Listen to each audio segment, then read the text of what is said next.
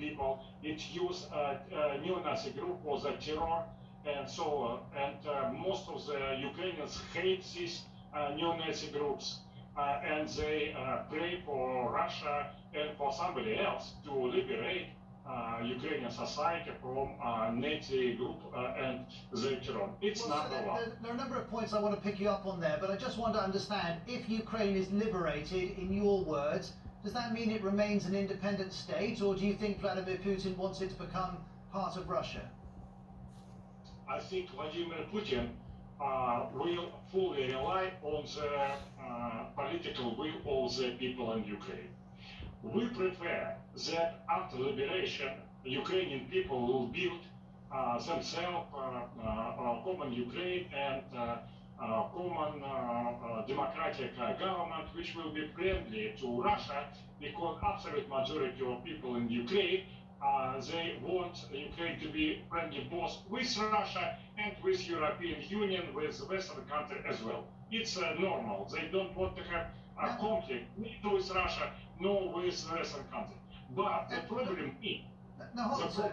You're saying that the object of this exercise is to denazify Ukraine. You are, I'm sure, aware that the president of Ukraine is Jewish, that some of his family fled the Holocaust. What evidence do you have that Ukraine is being controlled by Nazis?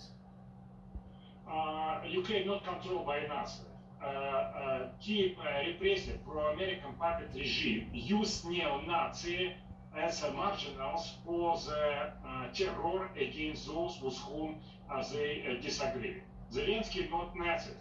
Zelensky himself afraid of Nazis very well. He is Jewish and he knows that among the Nazis very much a lot of people with anti-Semitic... But sir, I'm going to interrupt you again. Can you share with me any information, any evidence that you've got that the Americans are funding neo-Nazi groups, and then provide me with evidence that those neo-Nazi groups are controlling Ukraine? You haven't shared any specifics with me.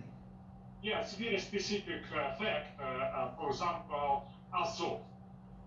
It's a military unit which had been formed from the beginning by fascists, and even some congressmen of United States Congress published, issued special letter to the President of the United States with demand not to allow American money, which is go as help to the Ukrainian government, to go to the neo-Nazi military unit Azov.